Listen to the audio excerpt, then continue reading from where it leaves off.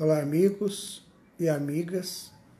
Estamos iniciando o nosso estudo de hoje dentro da maratona espiritual, rogando a espiritualidade amiga, aos espíritos que nos ajudam, nos auxiliam, esses mentores que vêm nos dando sustentação nesses meses, estudando juntos aqui. Nós não conseguiríamos chegar há tanto tempo se não tivéssemos essa proteção de Deus, essa proteção de Jesus e da espiritualidade. Por isso queremos agradecer imensamente a eles por estarem conosco, nos dando as orientações, nos dando o comprometimento com esses encontros, a proposta de entendimento deles. Agradeço de coração a espiritualidade amiga, a Jesus, a Deus, e agradeço vocês por estarem aqui conosco também, nesse período. Hoje completamos 150 estudos, desde o dia que iniciamos, e com muita alegria, que dizemos isso, porque realmente é uma maratona abençoada, gloriosa, porque todos participam, todos se interessam, retornam no dia seguinte. Mas isso tudo é muito gratificante, isso tudo é muito bom para todos nós. E nós estamos nesses últimos dias estudando a mensagem de elevação do homem que Jesus nos deixou através do que aconteceu com ele a partir ali da ceia pascal. Cada lance daquele foi uma lição para todos nós, uma lição de que nós devemos tomá-la como base sempre para a nossa vida de crescimento. Ontem nós falamos da mensagem do Calvário e das 7 palavras de Jesus, as palavras que ele proferiu enquanto estava encarnado, e terminando com: Pai, em vossas mãos entrego o meu espírito. Havia ali um centurião que, quando Jesus falou assim, consumado és, tudo está consumado, e segundo a história, a gente não sabe se isso é verdade ou se isso é uma metáfora, mas diz que o céu se escureceu e uma tempestade muito grande com raios, mas isso não é confirmado. Inclusive Allan Kardec acha que não, que isso aí é alguma metáfora, Pode ser que isso aconteça nos nossos corações. Quando nós nos distanciamos do Cristo, a tempestade vem. A tempestade aparece, os raios que nos assustam, nos amedrontam, também surge. Então, esse tal centurião disse assim: pois é, esse realmente é o Filho de Deus. Ele reconhece isso na hora que ele está lá, E aí Jesus vai ser tirado da cruz, porque ele desencarna em seguida. Nós já havíamos comentado que o martírio da cruz costumava demorar tempos, porque o espírito não desencarnava de pronto, e ele ficava ali sofrendo, exposto a todo tipo de sofrimento, de ignomínia, com as aves comendo os olhos, com as abelhas, buscando ali alguma coisa, enfim, era um sofrimento terrível. Mas Jesus desencarna rapidamente, Eles tiram Jesus da cruz, e aí tinha lá dentro do conhecimento profético deles, de que as vestes deles seria sorteada entre as pessoas que estavam ali executando, E aí aconteceu isso, Eles sortearam as vestes de Jesus, e segundo consta, existia ali um espírito chamado Longinos, que estava ali no meio deles, e essa pessoa, ele muda completamente a sua vida, passa a entender, seguir Jesus, e ele, muito tempo depois, ele reencarna no Brasil, para entregar o Brasil à República, sem derramamento de sangue. Dom Pedro II. Uma história bonita essa, está contada no livro Evangelho, Brasil, Coração do Mundo, Pátria do Evangelho. Então, naquele momento ali que Jesus estava sendo, né, tirado da cruz, Maria, a sua mãe, João, tinha Salomé, tinha Miriam, que a gente pode achar que essa Miriam, existiu uma Miriam que era discípula de Jesus, pode ser essa Miriam. Tinha uma Salomé, pode ser a mãe de Tiago e João, só que não se confirma, nenhum evangelista fala quem eram, só fala que elas estavam ali. E lá embaixo do Monte do Calvário, era a casa onde o senador Públio Lentulus morava. E a Lívia, até então esposa dele, assistiu à crucificação de Jesus lá da casa dela. E ela viu aquele festival de horrores, né? E não acreditava, porque como é que podiam fazer aquilo com Jesus? Então as pessoas olhavam compungidas, né, daquilo que estava acontecendo, mas Jesus realmente voltou para o mundo espiritual, deixou o corpo físico. E é bom a gente deixar bem claro, para não seguirmos doutrinas erradas, Jesus tinha um corpo físico, senão o Calvário foi um teatro. Jesus tinha corpo físico, ele estava preso a um corpo de músculo, de carne, de nervos, ossos, e ele deixa então esse corpo, né? Aí o que acontece? Existia um sacerdote lá do templo que tinha ligação, né, com pessoas, ligações com Jesus, chamado José de Arimateia. E José então vai a Pilatos e pede a Pilatos o direito de enterrar o corpo de Jesus. Porque senão seria colocado lá em qualquer lugar. Era muito triste, minha gente, não quero entrar nesse detalhe. Mas, então, Arimateia consegue de Pilatos o direito de sepultar o corpo de Jesus. E Pilatos tinha uma sepultura lá, que da família, que ainda não tinha sido usada. Essas sepulturas eram feitas nas montanhas, né? Então eles cavavam um buraco ali na montanha e colocavam o corpo lá dentro, e faziam as unções, né, com óleos, com faixas, enfim, e deixava lá, e ali era como se fossem essas catacumbas atuais, né? Só que naquela época era feita lá nas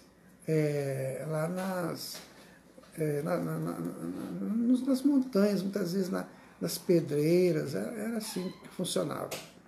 Daí originou as catacumbas, que é aquele lugar onde você coloca o corpo, né, e deixa ali, diferente da cova, onde se coloca o corpo debaixo da terra.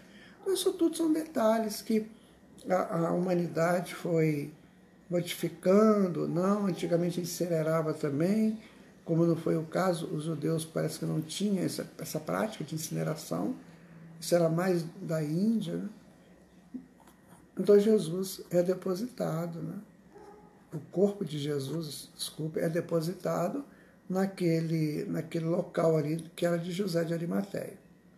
Muito bem, ali você vê que tem pessoas piedosas ali.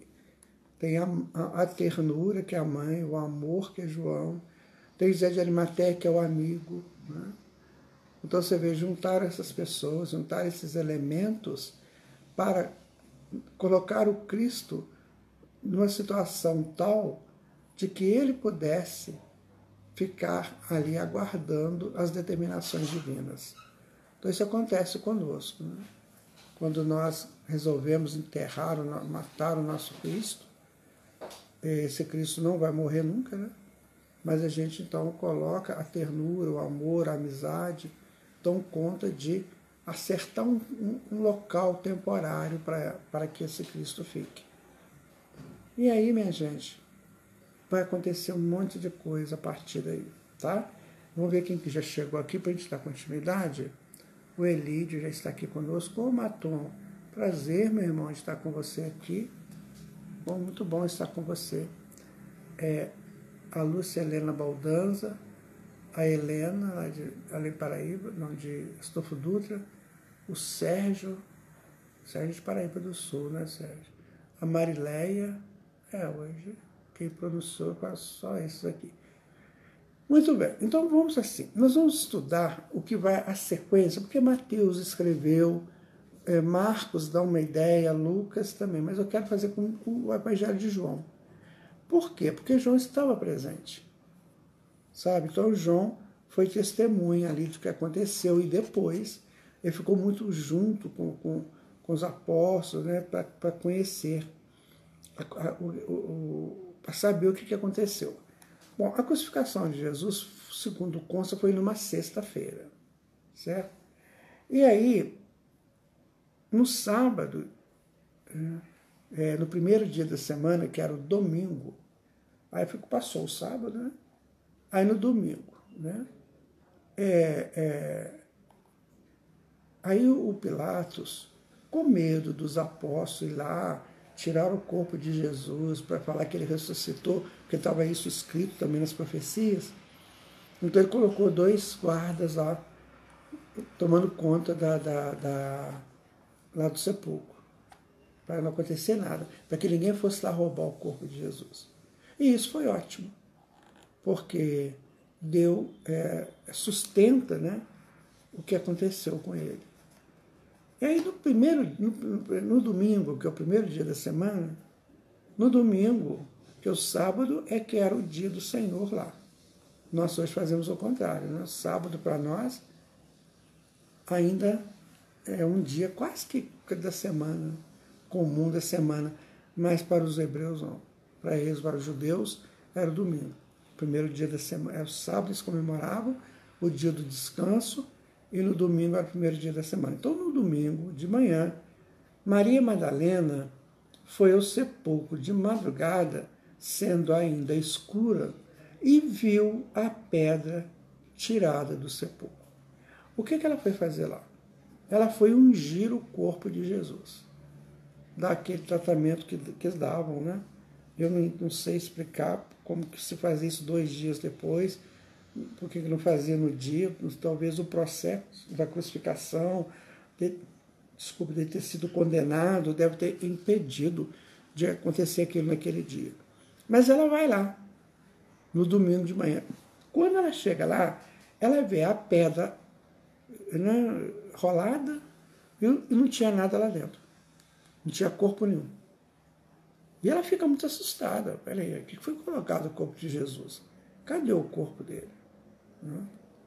Então, Madalena era a pessoa, ela representa a redenção, a pessoa redimida, ou em busca da redenção. E ela precisa do Cristo. Então, quando ela vai correndo procurar o seu Cristo, ela não o encontra. O seu Cristo não está. E ela fica desesperada. Cadê meu Cristo? Cadê? Então, a pessoa faz isso. Quando a pessoa está no processo de redenção, ela precisa do Cristo interior. Então ela busca esse Cristo onde? Lá no profundo da sua alma e não encontra. Aí ela sai correndo, né? E foi a Simão Pedro e os outros discípulos a quem Jesus amava e disse, eles levaram o Senhor do sepulcro. Não sabemos onde puseram. Claro, o que ela podia pensar? Roubaram o corpo de Jesus. Né? Roubaram. Aí Pedro saiu com outro discípulo e foi lá para verificar isso. Será que aconteceu isso mesmo? E os 2 corriam juntos. Mas o outro discípulo correu mais apressadamente do que Pedro e chegou primeiro ao sepulcro. Imagina que coisa, né? Se aqueles discípulos, aqueles apóstolos, né? O que aconteceu? O que aconteceu? E vamos ver o que aconteceu. Aí a fé começa a reanimar, sabe? Pode ser que esse outro discípulo seja João, né? Porque ele não coloca quem é o outro. Então, a fé começa a crescer. Peraí, o Cristo não morreu, o Cristo está em algum lugar, menos lá onde foi colocado, no fundo, né? No fundo da alma. Aí a fé começa a querer reanimar. Veja que interessante que é o processo que nós vivemos. Muitas vezes nós jogamos uma coisa fora e depois vamos correndo para buscar aquela coisa. para querer aquela coisa de volta, aquele valor de volta. Então, essa corrida de Pedro ao lugar profundo onde estava o corpo de Jesus representa isso. É quando a fé tem ela tem uma esperança. Alguém disse que é possível. Aí essa fé começa de novo a crescer para tentar achar esse Cristo interno, porque nós precisamos dele. Cadê o que aconteceu com ele? Né? E abaixando-se, viu no chão os lençóis, todavia não entrou. Ou seja, os lençóis, quando foram que cobriram o corpo de Jesus, esses lençóis foram ofertados por José de Arimateia também. Depois tem uma história interessante de José de Arimateia com a coroa de espinho e esses lençóis, que ele reivindica, né, o direito de ficar com eles. Isso aí é um livro que eu li, mas, na verdade, o que estava fazendo era tirar aquela coroa de circulação e aquele lençol, né, para não virar relíquia e ficar sendo vendido em espinho até hoje. Então ele fez isso para proteger. Talvez foi intuído, né? Acaba com isso, porque não pode ficar. Não pode ter lembrança nenhuma viva, lembrança nenhuma de que Jesus usou. Se nós vamos comercializar isso aí nos próximos milênios. Aí ele some com isso. Me parece que é essa a intenção do Arimateia. Chegou, pois, Simão Pedro, que o seguia, e entrou no sepulcro e viu no chão os lençóis. E que o lençol que tinha estado sobre a sua cabeça não estava com os lençóis, mas enrolado no lugar à parte, que vai virar o sudário, né? O santo sudário. Cobriram Jesus, então tinha um lençol lá que, quando cobre Jesus, esse ficou enrolado no lugar à parte. Ou seja, houve uma ação. Houve uma ação ali. Tiraram, né, os lençóis que não precisavam, e o que virou o sudário, que está lá em Turim, né, lá na Itália, o que virou o sudário ficou enrolado no lugar e o corpo desaparecido. Gente, imagina eu e você lá dentro, numa situação dessa. Como é que a gente ficava? Alguém roubou o corpo de Jesus e caprichosamente deixou o que seria o sudário, né, o que é a grande relíquia hoje. Ainda bem que eles fizeram um bom senso, né? Esse sudário hoje está super protegido. Né? Fizeram 1000 exames com eles e tal. Cada um fala uma coisa, enfim.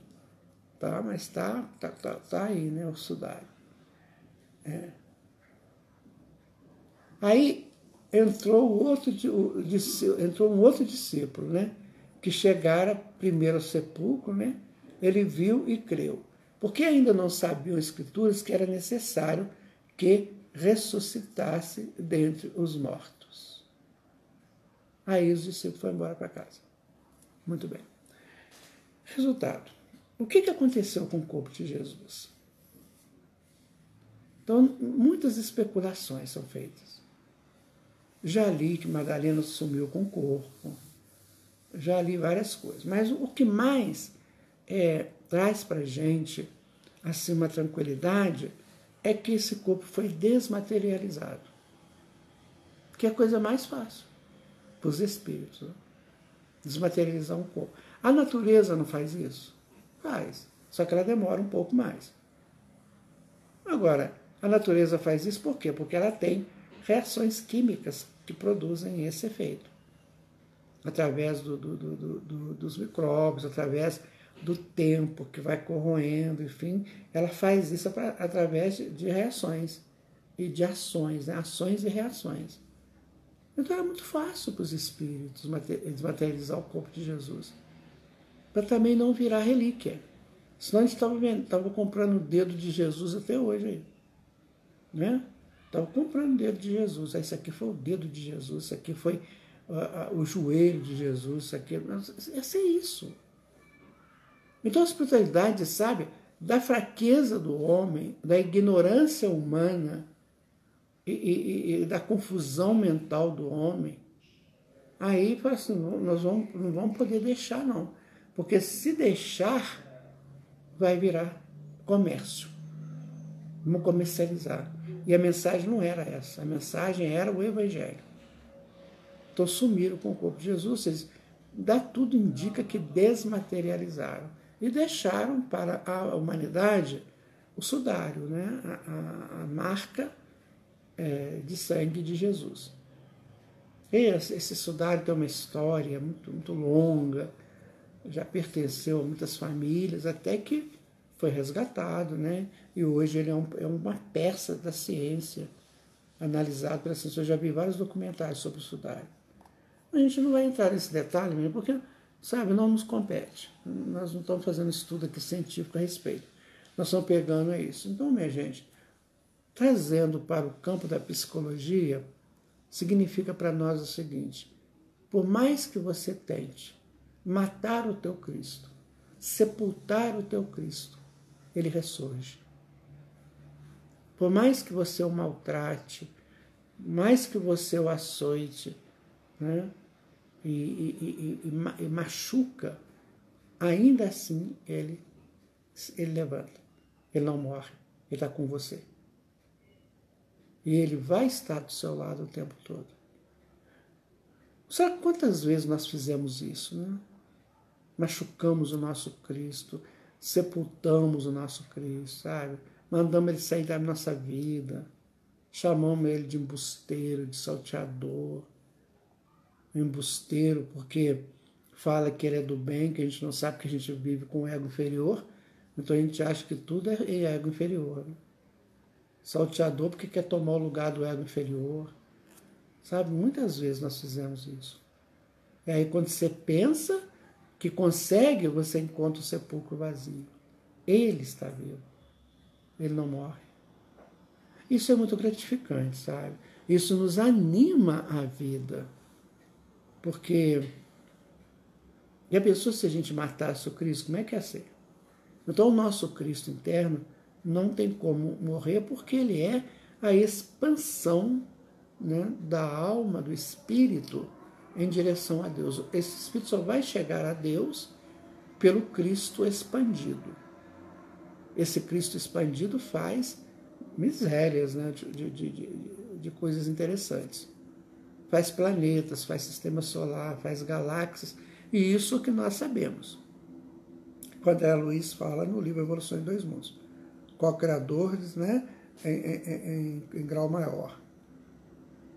Então, fazem coisas impressionantes. Por quê? Porque eles têm dentro deles toda a estrutura da ciência, não sei, da filosofia, de tudo, num grau extraordinário, que a gente não imagina. Então não vai morrer. Então não adianta as pessoas quererem matar o Cristo. Querer dizer para o Cristo assim, me deixa em paz, deixa que eu resolvo, eu não preciso de ninguém. A gente vê esses filmes aí, ou séries, né, aí desses canais que trabalham com séries, a gente vê aquelas histórias, né? Dificilmente você vê a pessoa buscando Cristo. Dificilmente. Porque isso não dá ibope, isso não dá dinheiro. Por quê? Porque o ego inferior não aceita que isso aconteça. Ele não aceita. Então ele fica sepultando esse Cristo. Sepultando. Eu já não falei para vocês que tem estruturas aí que não aceitam você falar? Quando eu fazia o trabalho lá na Petrobras, na Bacia de Campos, né, as plataformas, foram muitos anos lá, e eu não podia falar, né, sobre nada disso. Eu tinha que chegar lá e ser profissional no campo dos eventos, que a gente era convidado.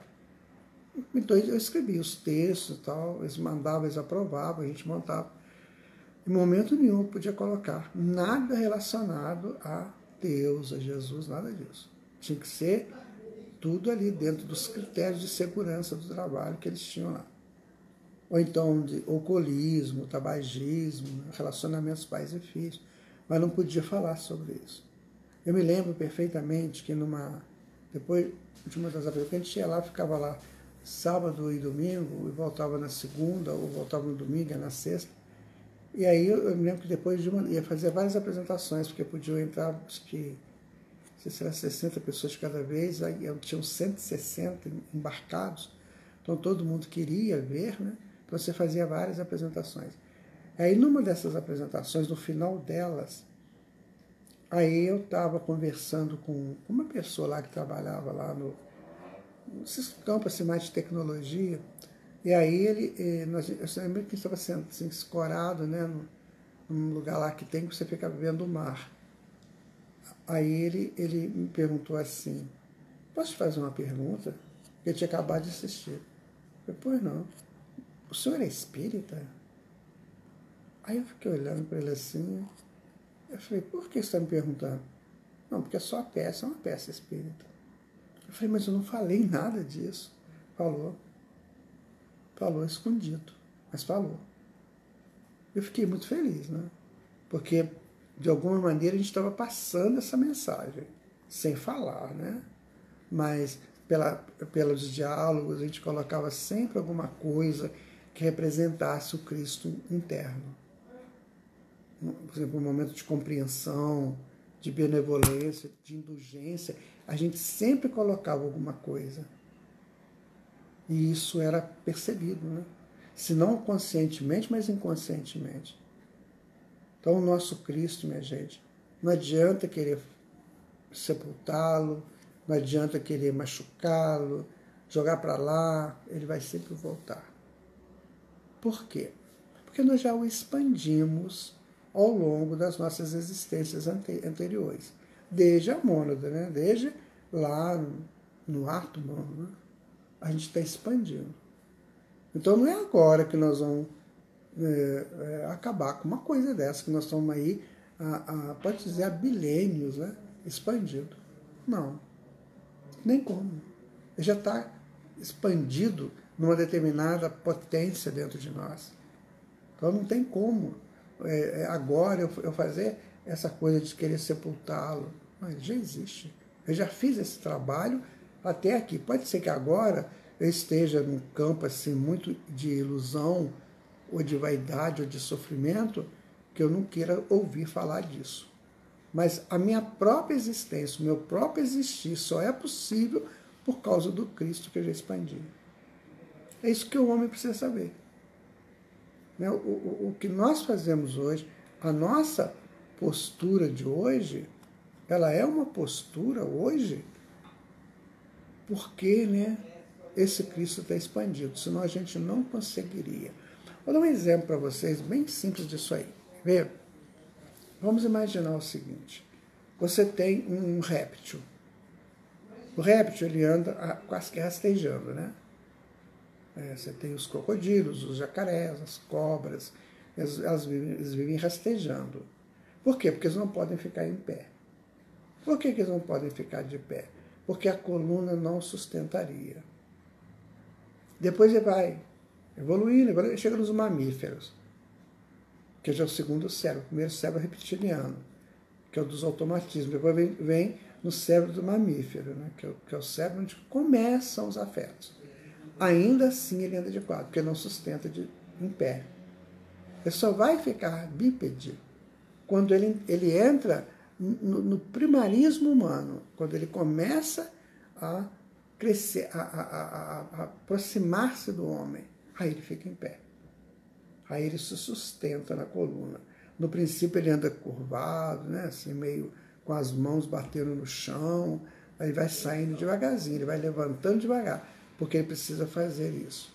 Quem fez esse trabalho ao longo desse período todo? Foi o Cristo, que foi dando potência para que a gente saísse lá da bactéria, lá do leptrox, né? E antes no vegetal, no mineral, para que a gente saísse de lá, vamos colocar só o animal, que é mais fácil de entender. Eu saísse lá daquela bactéria que morava no ferro, né? O leptrox, e viesse evoluindo até chegar, né, no homem primitivo, no Homo erectus, né? Que ele fica de pé, andando sobre duas pernas. Isso só foi possível pela expansão do Cristo. Só foi possível por isso. Porque esse Cristo é o sustentáculo de todos nós. Então o Cristo hoje é o sustentáculo do mundo. Jesus é o sustentáculo do mundo. E o nosso Cristo interno é o nosso sustentáculo. Daí que é impossível a gente ficar longe dele. Por isso que Jesus aparece. Mesmo depois de toda aquela ignomínia toda, né? De toda aquela maldade, ele ressurge. E aí ressurge belíssimo, né? Esplendoroso, para mostrar para o homem, ela não tem jeito. Você precisa do seu Cristo. Eu estou aqui representando isso para você. Veja que interessante que é esse estudo. Como é que isso nos alinha? Então, quando nós vemos hoje pessoas completamente desalinhadas com o seu Cristo e fazendo coisas estranhas, né? Coisas horríveis, a gente pensa assim, pois é, trabalhou tanto para chegar até aqui e agora está aí.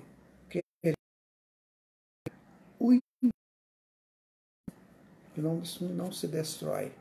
E mesmo porque faz parte da vida da pessoa. Esse Cristo já faz parte. Então, é quando a pessoa começa a entender isso. Sim, agora ele vai começar a conviver com o Cristo interno dele. Porque ele chegou no sepulcro vazio e viu que não estava lá.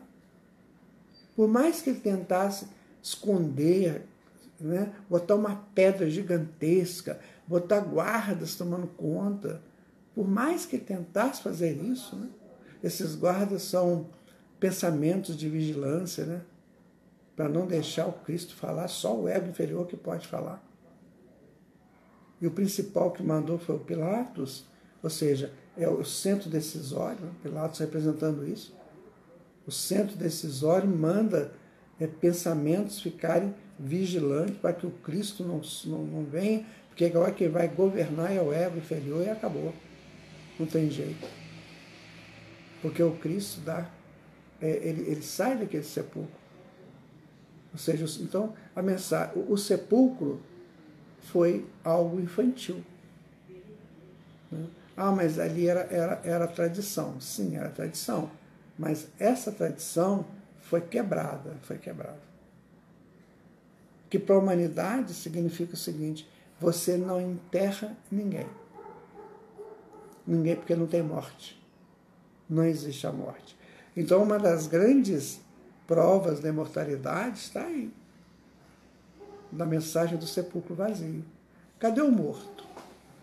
Cadê o crucificado? Não, subiu.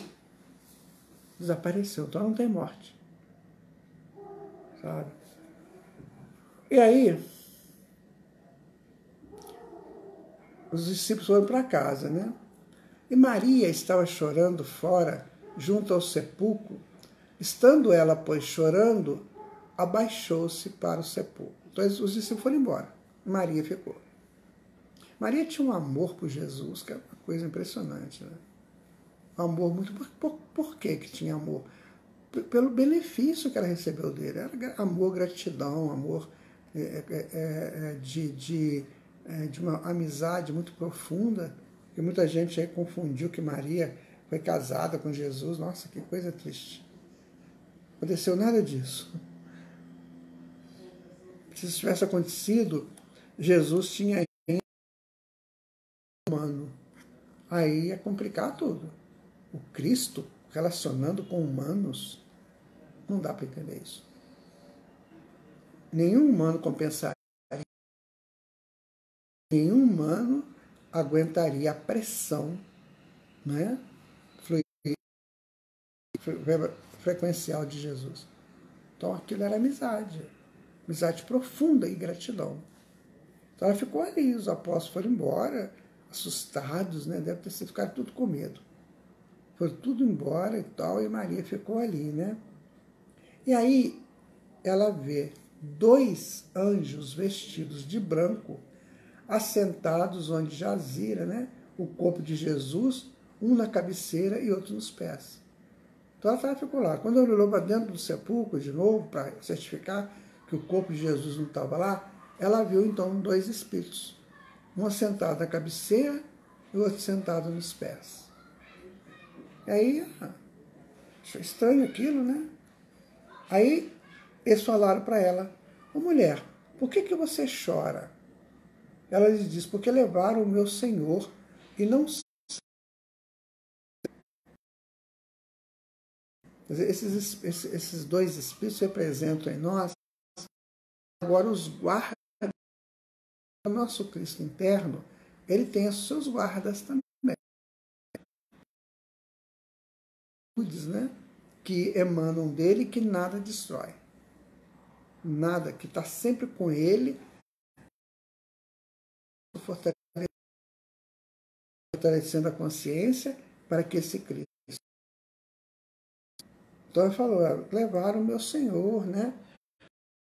Disseram para ela, mulher, por que choras? Quem buscas?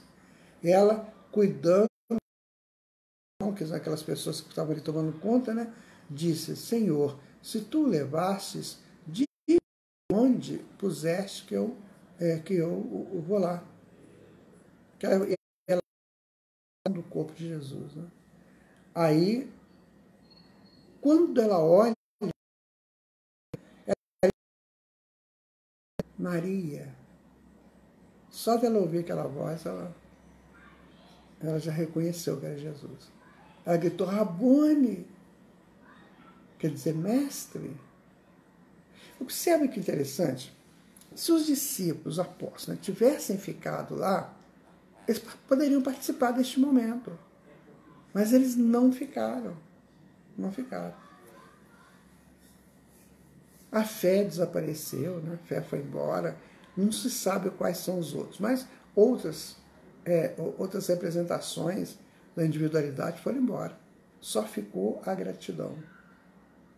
Olha que interessante. Olha como a gratidão é forte. Então foi para a gratidão que o Cristo fala. Que conversa, né? Aí Jesus disse assim, olha, não me detenhas, porque ela quis abraçar Jesus, beijar Jesus, não me detenhas, ainda não subi para meu Pai, mas vai para os meus irmãos e dize-lhes,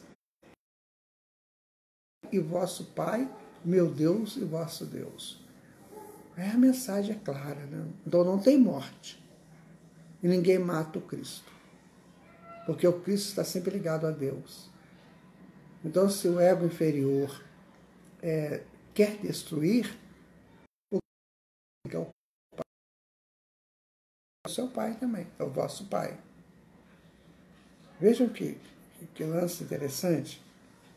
Ele falou, não me toque, porque ainda não subia meu pai. Ou seja, Jesus devia estar vivendo aquele momento ainda de readaptação aos planos sublimes, né, divinos, do qual ele pertence.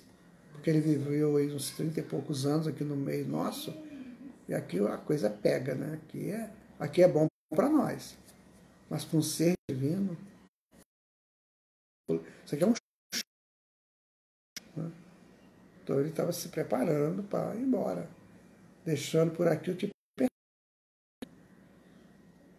Então, o Cristo está sempre limpo, ele está sempre purificado. E a nossa purificação espiritual vai acontecer quando nós deixarmos esse Cristo expandir. Aí nós vamos sermos puros. Os espíritos puros, que Kardec diz lá no livro dos Espíritos, esses espíritos que deixam o Cristo crescer. Então essa pureza só acontece depois que o Cristo cresce dentro de cada um de nós.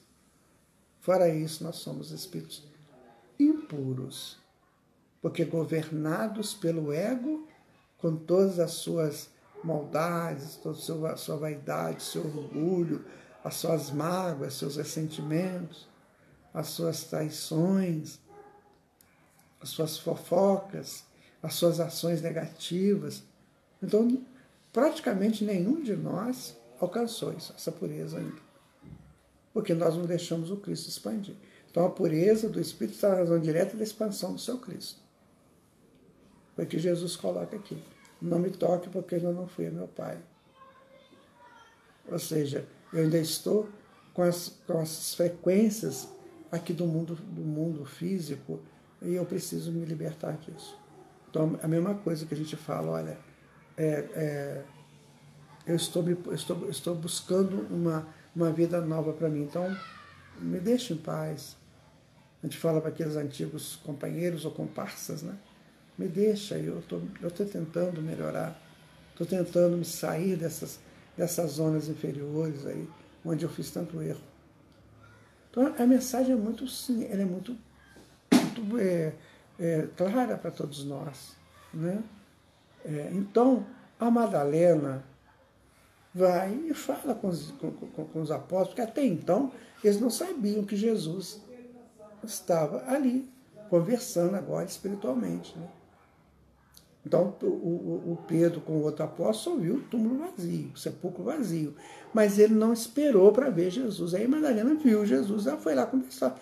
Falou, olha, o negócio é o seguinte, eu vi, né, o Senhor, e ele fala que vai subir ao Pai. Então, minha gente, isso deu um problema muito sério para Madalena. Sabe por quê? Aí vem a impureza, né? Os apóstolos, né, ficaram muito chateados.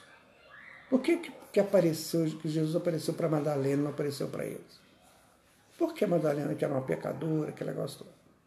Esse cara é muito. Aí é que a gente volta com a mensagem da gratidão. Qual foi o espírito que foi beneficiado por Jesus e que estava lá?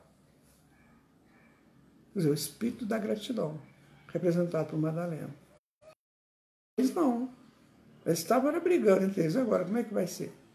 O que vai ser da nossa vida? O que vai acontecer conosco? Né? Ela não estava preocupada com isso. Ela queria ungir o corpo de Jesus para que ele tivesse todas as honras de um funeral. Né? E chegar lá, ela tem essa surpresa. Né? E aí, minha gente, o João vai dizer o seguinte, ó, no capítulo 20, né, no versículo 19, vai dizer assim, chegada, pois, a tarde daquele dia, o primeiro da semana, que era domingo, e cerradas as portas, os discípulos, com medo dos judeus, olha que interessante, estavam com medo. A fé estava com medo, né? O próprio João devia estar lá, tudo com medo. Só Madalena que estava transitando aí. Então, chegado, pois, à tarde daquele dia, o primeiro da semana, encerradas as portas, onde os discípulos, com medo dos judeus, se tinham juntado, chegou Jesus, pôs-se no meio deles e disse-lhes, a paz seja convosco. Nesse momento, é assim, eu matei o Cristo, eu enterrei o Cristo, e quando eu penso que eu estou livre do Cristo, ele surge, ressurge. E os apóstolos amedrontados, ou seja, na hora que o ego, que é frágil, fica com medo, né, porque o ego inferior é medroso, muito medroso, inseguro, né, muito frágil. E aí aparece o Cristo de novo e fala, paz esteja com vocês, não se preocupe não que eu estou aqui. Ninguém me mata como ninguém mata o Cristo interior. Essa mensagem ela é legal, né, gente? É muito profunda. Preciso que a gente analise essa mensagem. Né? E dizendo isso, mostrou as suas mãos e o lado, de sorte que os discípulos se alegraram vendo o Senhor. Agora esse cara alegre, porque agora eles viram que o Senhor estava com eles de volta. Né? Imagina que coisa interessante, né? Eles acabaram de saber que ele tinha sido crucificado e já no terceiro dia dessa crucificação, né? Ele já estava ali com eles, né? Já estava ali com eles de volta e tal, né? Claro que ele ficou só por um tempo, né? Então Jesus falou que a paz seja convosco, assim como o Pai me enviou, também eu vos envio a vós. Isso é lindo, gente. Assim como o Pai me enviou, eu vos envio a vós. Ou seja, eu envio vocês ao Cristo interno de vocês. Não é interessante? Ou seja, Jesus falou assim, as pessoas tentaram matar o Cristo, não conseguiram. Então eu volto para colocar vocês em sintonia novamente com o seu Cristo interno. porque eu tenho que ir embora, vocês vão ter que ficar aí. Então eu vos envio a vós. Muito, muito forte isso. E havendo dito isso, assoprou sobre eles e disse: recebei o Espírito Santo. Muitas pessoas ficam assim, encabuladas com o Espírito Santo. O que é Espírito Santo? O Espírito Santo, gente, é cada um de nós, segundo Emmanuel.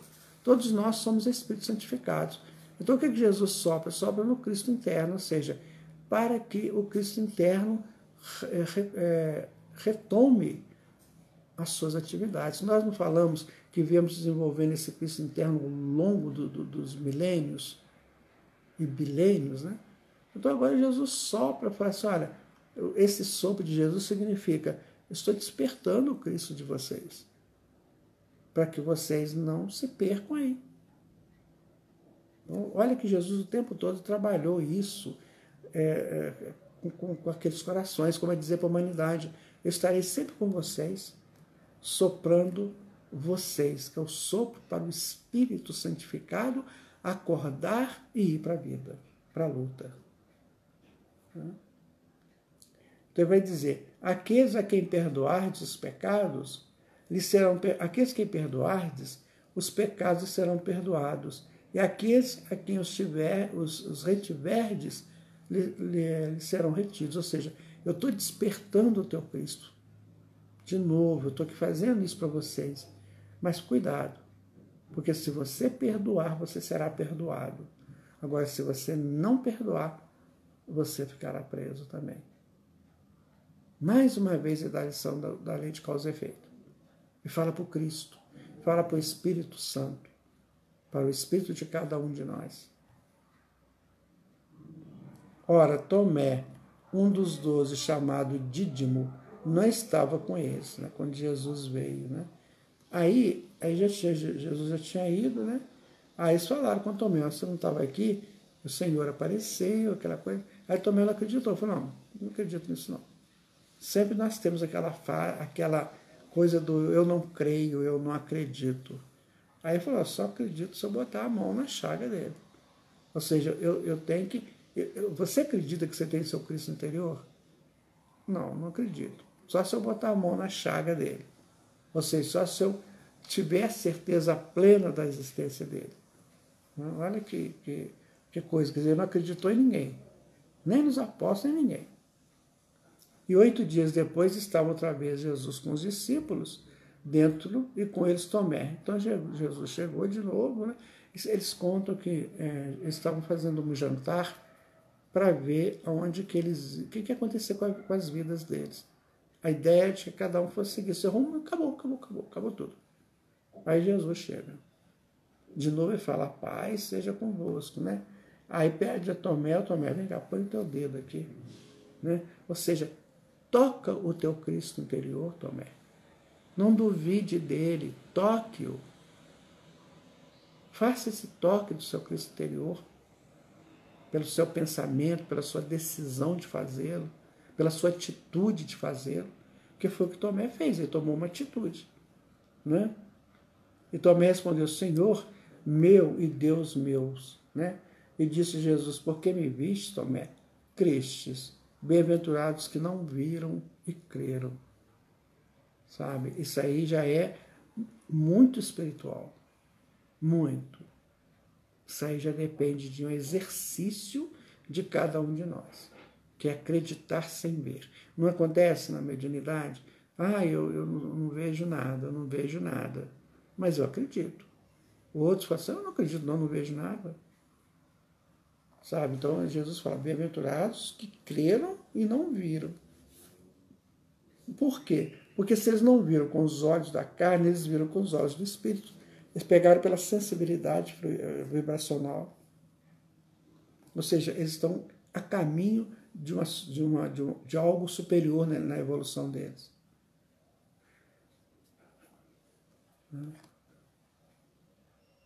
E aí Jesus operou também, em presença de seus discípulos, muitos outros sinais que não estão escritos nesse livro. Aí João não escreve tudo e ele fala, né, para escrever tudo que Jesus fez, falou, Nenhuma biblioteca do mundo caberia de livros, né? Então ele vai terminar, né, o evangelho dele dizendo: estes, porém, foram escritos para que creais que Jesus é Cristo, o Filho de Deus, e para que, crendo, tenhais vida em seu nome.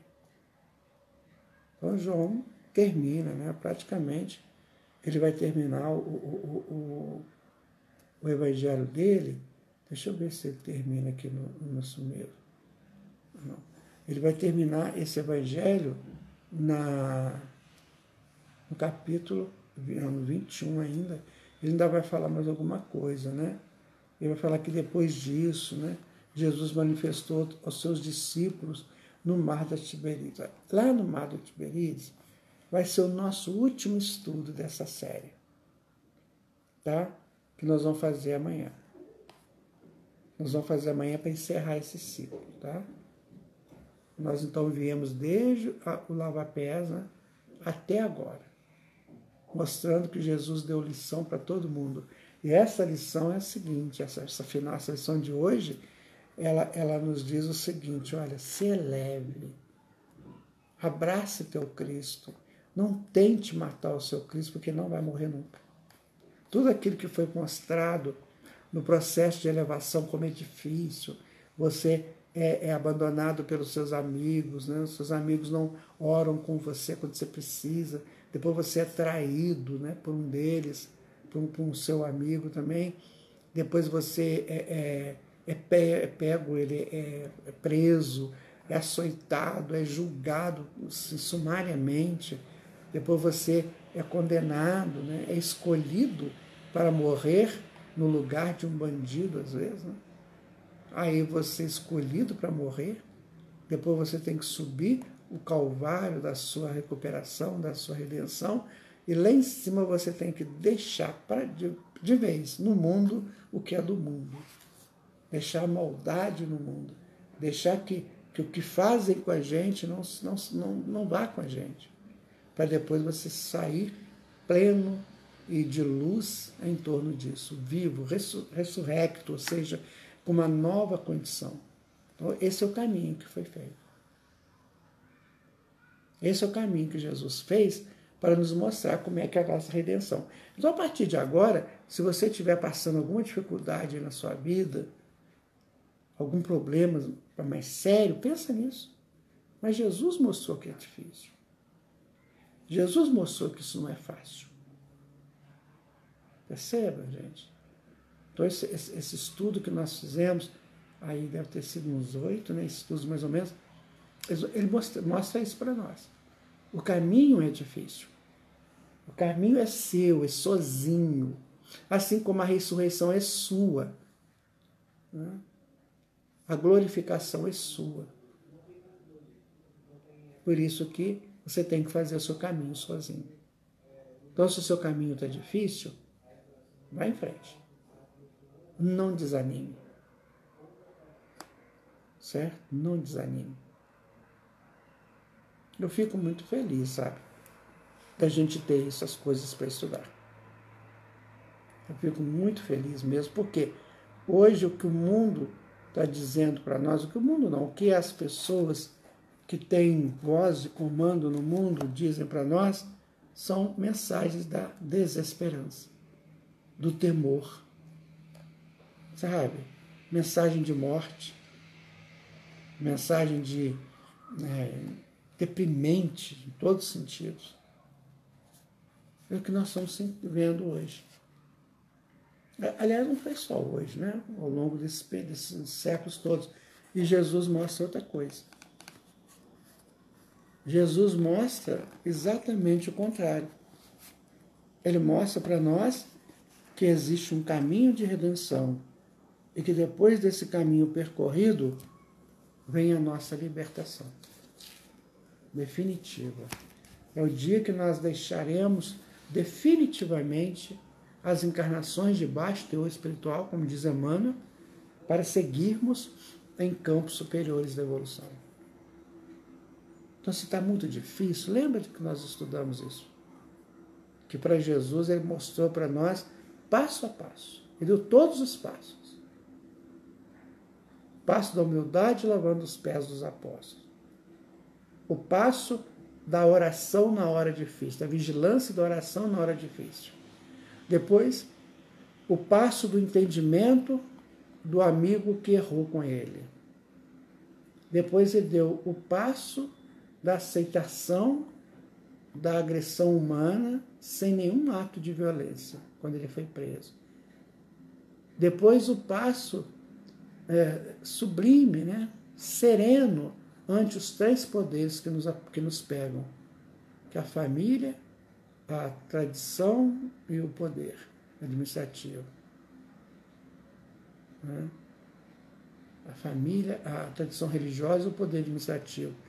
Depois ele se coloca tranquilamente perante esses três poderes e fica com tranquilidade, porque ele sabe que acima de todos esses poderes está o poder de Deus. Quando ele fala para Pilatos, se você tem esse poder sobre mim é porque alguém te otorgou. Depois ele é condenado, né? Ou seja, você está condenado a sair desse mundo. Você está condenado a deixar essas encarnações debaixo do teu espiritual. Só que agora você vai ter que passar um processo para se... Aí vem os passos do Calvário. Se você cair, você levanta. Se você não aguentar, um amigo te ajuda. Os amigos seus que estão ali, você consola. Os outros amigos que estão chorando por você, você consola e vai em frente. Depois, quando você está lá naquele momento extremo da sua recuperação, você pede a Deus que perdoe a todos. Você oferece campo de amizade, você oferece paraísos, você oferece ternura, né? e amor para as pessoas. Você fica com sede de pessoas, você se sente glorificado, né? por Deus. Depois você diz que está tudo terminado e se entrega a Deus. E aí, quando todos pensam que você morreu, você nasce glorioso, ressurrecto para a continuidade da vida. Foi o que nós estudamos. Não é uma mensagem de elevação do homem? Percebam, né? Pensem nisso. Que quando você estiver aí achando que está tudo difícil, pensa nisso, que a mensagem de Jesus foi essa, olha, não vai ser fácil, mas você vai ter que sair, você vai ter que ser condenado a sair dessas encarnações de baixo. Então, entre a violência e você, eles vão preferir a violência, que é o mundo. Então, o mundo vai te expulsar. Não é assim que acontece quando o espírito começa a elevar? Ele é praticamente expulso do mundo. Muitas vezes ele é até abandonado, né, pelos amigos, como Jesus foi. Enquanto ele estava lá na bagunça, na farra, ele tinha amigo à beça, né? A hora que ele resolve mudar, não, acabaram os amigos. Vejam como é que é profundo isso. Então vocês reflitam, vamos fazer o seguinte, amanhã eu vou terminar esse estudo quando Jesus vai embora, né? A mensagem da despedida, nossa live de amanhã. Aí se vocês quiserem depois a gente fazer uma live só conversando a respeito do que nós estudamos, pensem aí, se vocês quiserem, a gente faz uma live só conversando sobre o que nós estudamos desse processo de elevação. Às vezes teve um ponto que você não entendeu, a gente volta nele. Se vocês quiserem, é claro, vocês me falam amanhã, vocês me colocam, então hoje mesmo, depois vocês põem aí nos comentários, que eu leio aqui, para a gente ver. Para ficar bem fixo isso. Gente, olha, eu passei por um processo muito complicado nessa encarnação. Essa encarnação, para mim, foi o meu calvário até aqui.